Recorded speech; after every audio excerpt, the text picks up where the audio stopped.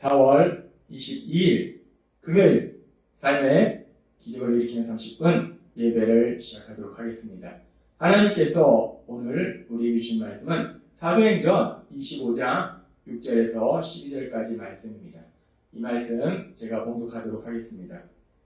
베스도가 그들 가운데서 8일 혹은 10일을 지낸 후 가이사랴로 내려가서 이튿날 재판자리에 앉고 바울을 데려오라 명하니 그가 나오매 예루살렘에서 내려온 유대인들이 둘러서서 여러 가지 중대한 사건으로 고발하되 능히 증거를 내지 못한지라. 바울이 변명하여 이르되 유대인의 율법이나 성전이나 가이사에게나 내가 도무지 죄를 범하지 아니하노라 하니 베스도가 유대인의 마음을 얻고자 하여 바울더러 묻되 내가 예루살렘에 올라가서 이 사건에 대하여 내 앞에서 신문을 받으려느냐. 바울이 이르되 내가 가이사의 재판자리 앞에 섰으니 마땅히 거기서 신문을 받을 것이라. 당신도 잘 아시는 바와 같이 내가 유대인들에게 불의를 행한 일이 없나이다. 만일 내가 불의를 행하여 무슨 죽을 죄를 지었으면 죽기를 사용하지 아니할 것이나 만일 이 사람들이 나를 고발하는 것이 다 사실이 아니면 아무도 나를 그들에게 내줄 수 없나이다. 내가 가이사께 상소하노라. 네. 베스도가 배석자들과 상의하고 이르되 내가 가이사에게 상소하였으니 가이사에게 갈 것이라 하니라. 아멘. 오늘도 이 시간 하나님께서 우리에게 주신 말씀을 듣기 전에 잠시 기도하는 시간 갖도록 하겠습니다. 하나님 아버지, 오늘도 저희를 사랑하신 하나님, 저희를 만나주시고 저희에게 말씀하여 주시니 감사합니다. 하나님 아버지, 오늘도 주시는 진리의 말씀을 통해서 저희가 이 엄하고 악한 세상 살아갈 때 자유함을 누리며 하나님을 믿음으로 인해서 담대히 나아가서 승리하는 저희가 될 수 있도록 은혜 베풀어 주옵소서. 예수님의 이름으로 감사하며 기도드리옵나이다. 아멘. 유대의 총독으로 새롭게 부임한 베스도는 예루살렘에 가서 유대의 종교 지도자들 만나고 이제 다시 가이사랴로 옵니다. 그래서 가이사랴에 와서 이제 바울을 재판하는 재판을 열게 되는데 사도행전 25장 7절은 이렇게 말씀합니다. 그가 나오매 예루살렘에서 내려온 유대인들이 둘러서서 여러 가지 중대한 사건으로 고발하되 능히 증거를 내지 못한지라 라고 말씀합니다. 이제 가이사가 재판의 자리를 만들고 이제 바울을 그 자리에 세우고 그래서 이제 바울을 고소하는 원고인 유대인들이 바울이 이러이러한 죄를 지었다. 바울이 이러이러한 죄를 지었다라고 바울의 죄에 대해서 고소합니다. 그런데 그렇게 바울이 이런 죄를 지었다, 이런 죄를 지었다라고 고소하는데 그 죄를 지었다는 증거를 하나도 제시하지 못하더라는 거예요. 죄를 지었다고 하는데 그 죄를 지었다는 분명한 증거가 하나도 없더라는 거예요. 그렇게 유대인들이 바울을 고소하지만 그 바울이 죄를 지었다는 증거를 하나도 제시하지 못하고 그리고 이제 계속해서 사도행전 25장 8절은 이렇게 말씀합니다. 바울이 변명하여 이르되 유대인의 율법이나 성전이나 가이사에게나 내가 도무지 죄를 범하지 아니하노라 하니 라고 말씀합니다. 바울이 얘기합니다. 유대인들이 자신들을 고소했지만 자신에 대해서 자신이 죄를 지었다는 증거를 하나도 제시하지 못했고 바울 자신도 얘기해요. 나는 유대인의 율법이나 성전이나 그리고 로마법에 대해서 특별히 로마의 황제 가이사에 대해서 그 어떤 죄도 범한 적이 없다. 나는 아무 죄도 안 지었다. 라고 바울이 다시 한번 자신이 죄를 짓지 않았음을 자신의 무죄임을 강력하게 얘기합니다. 그렇게 바울이 이제 자신이 죄인임을 얘기하고 바울을 고소하는 유대인들도 바울이 죄를 지었다라고 고소하긴 하지만 바울이 죄를 지었다는 그 어떤 증거도 제시하지 못하는 상황 속에서 이제 재판장인 베스도가 이렇게 말합니다. 사도행전 25장 9절 말씀. 베스도가 유대인의 마음을 얻고자 하여 바울더러 묻되 내가 예루살렘에 올라가서 이 사건에 대하여 내 앞에서 신문을 받으려느냐라고 묻습니다. 지금 베스도가 가이사랴에서 재판 자리를 열었어요. 그래서 피고인 바울도 나왔고 원고인 유대인들도 나왔습니다. 유대인들 고소하고 그리고 또 바울도 변론했어요. 그래서 지금 이 상황 속에서는 유대인들이 고소는 하지만 바울이 죄를 지었다는 증거를 하나도 제시하지 못하는 거예요. 뿐만 아니라 바울도 자신이 죄를 지지 않았다, 나는 무죄하다라고 주장하는 겁니다. 그렇다면 분명히 고소하지만은 죄를 지은 증거가 없고 본인도 죄를 짓지 않았다라고 무죄를 주장하면 이 바울은 죄가 없는 겁니다. 그렇다면 베스도는 당연히 바울을 무죄로 판결하고 석방해야 되는데, 그런데 지금 오늘 말씀 보면 참으로 이상합니다. 바울을 무죄로, 그래 유대인들이 너를 고소했는데 죄인이라는 증거가 하나도 없고 너 자신도 무죄라고 주장하니까 너는 무죄다, 나를 석방하겠다 라고 얘기하는 것이 아니라 베스도가 이제까지 재판해놓고 또 얘기합니다. 너가 예루살렘에 가서 다시 또 재판을 받으려냐, 다시 신문을 받으려냐 라고 베스도가 바울에게 질문합니다. 우리는 이 장면을 보면서 왜 총독 베스도는 바울이 무죄임이 분명한데도 불구하고 바울을 무죄로 석방하지 않고 이렇게 바울에게 이런 얘기를 하는 것일까? 왜 바울을 무죄로 석방하지 않는 것일까? 그 이유가 궁금합니다. 그런데 우리가 그 이유를 오늘 말씀을 통해서, 우리가 방금 읽은 말씀을 통해서 우리가 그 이유를 알 수 있어요. 방금 우리가 읽은 말씀에 보면은, 방금 우리가 읽은 사도행전 25장 9절의 말씀에 보면은 이렇게 말씀합니다. 베스도가 유대인의 마음을 얻고자 하여 라고 얘기합니다. 유대인의 마음을 얻고자 하여. 베스도는 지금 이제 유대의 총독으로 부임한 지 며칠 안 됐어요. 그러니까 이제 유대의 총독으로 부임해서 유대인들을 다스려야 되는데, 그러려면 유대인들과 좋은 관계 속에 있어야 돼요. 특별히 그 유대인들의 지도자들과 좋은 관계 속에서 있는 것이 자신이 유대를 다스리는데 좋다는 거예요. 그런데 이 유대인의 지도자들이 바울을 고소하는데, 죄인이라 고소하는데, 그런 유대인 지도자들의 고소에 반해서 바울을 무죄로 석방하게 되면 이 유대인 지도자들과 또 유대인들이 이 총독에 대해서 안 좋은 감정을 갖게 되고, 그러면 총독이 유대를 다스리는 데 있어서 여러 가지로 힘든 상황들이 많이 일어나게 된다는 거예요. 그래서 베스도도 결국은 바울이 무죄임을 알면서도 베스도도 바울을 무죄로 석방하지 않고 이런 말을 한다는 거예요. 아무튼 지금 이 말씀에서 보면은 이 바울이 무죄임을 알면서도 베스도는 바울을 무죄로 석방하지 않습니다. 그래서 예루살렘에 가서 또 재판 받을래? 라고 물어본다는 거예요.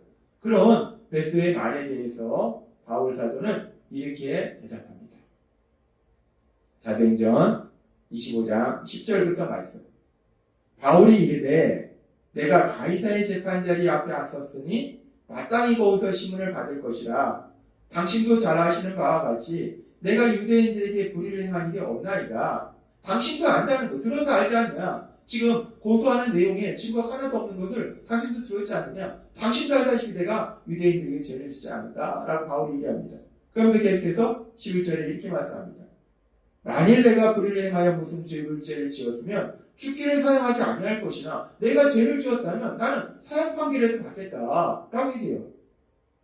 만일 이 사람들이 나를 고발하는 것이 다 사실이 아니면, 이 모든 고소가 거짓이면 아무도 나를 그들에게 내줄 수 없나이다. 내가 가이사께 상소하노라 한대 라고 얘기합니다. 바울은 자신은 로마 시민이기 때문에 로마의 황제인 가이사에게 상소하겠노라 라고 바울이 얘기합니다.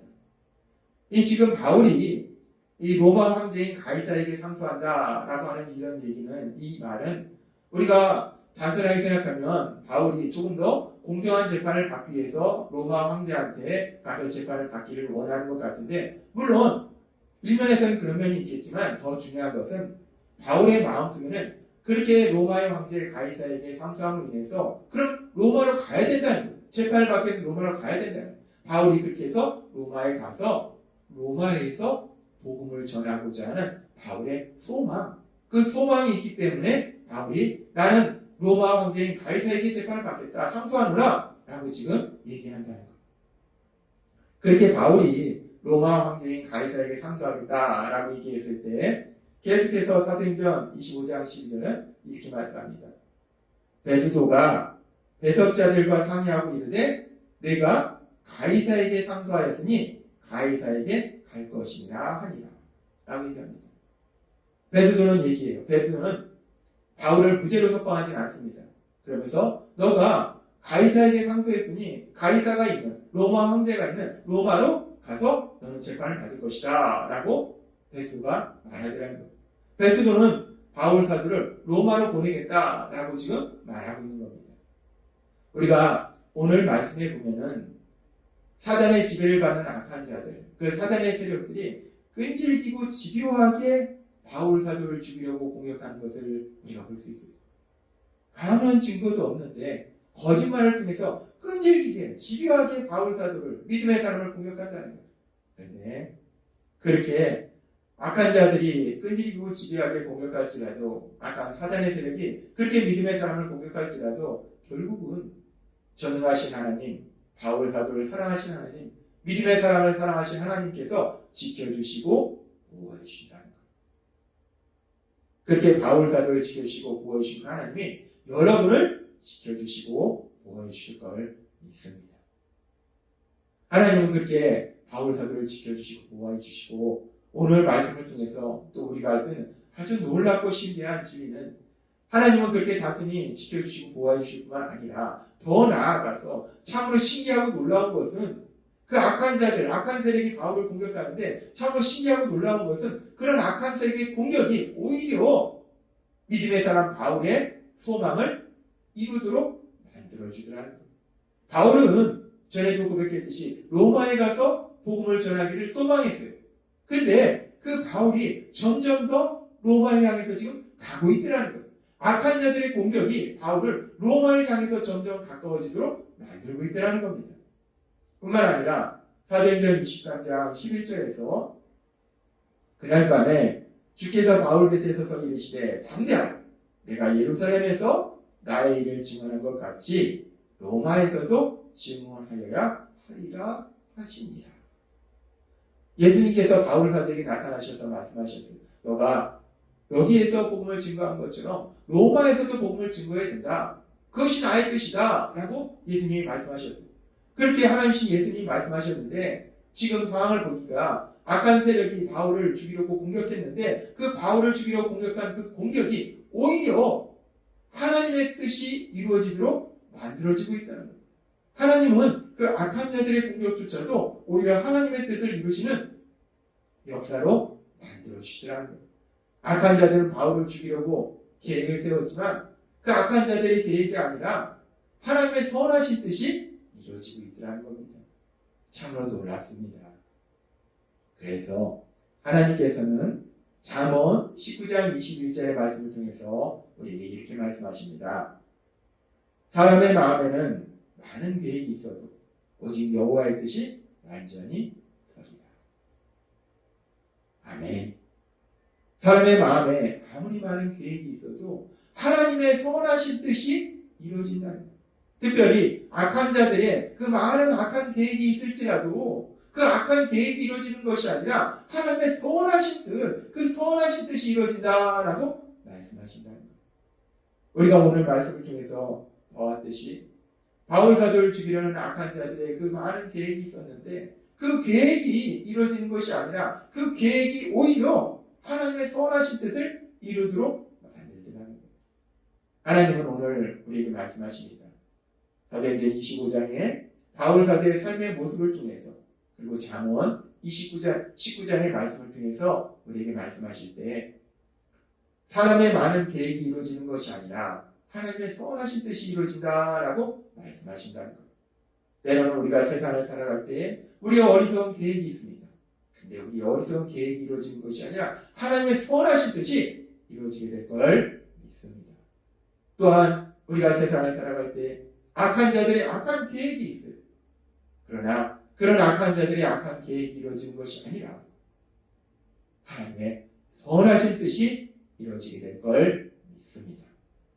하나님이 오늘도 우리에게 주신 말씀처럼 우리 삶 속에 인간은 어리석고 미련하고 죄악된 인간이 많은 계획을 세울지라도 인간의 그 죄악된 계획이 이루어지는 것이 아니라 어리석은 계획이 이루어지는 것이 아니라 하나님의 선하신 뜻을 이루시는 그 하나님이 이제 우리를 사랑하시는 아버지가 되시기 때문에 그 하나님의 사랑 안에 거함을 인해서 하나님이 이루시는 계획하신 그 선하신 뜻이 우리 삶 속에 이루어지는 그 놀라운 역사들을 풍성히 체험하시고 그래서 하나님의 크신 영광을 나타내시는 여러분이 되시길 주님의 이름으로 축원합니다.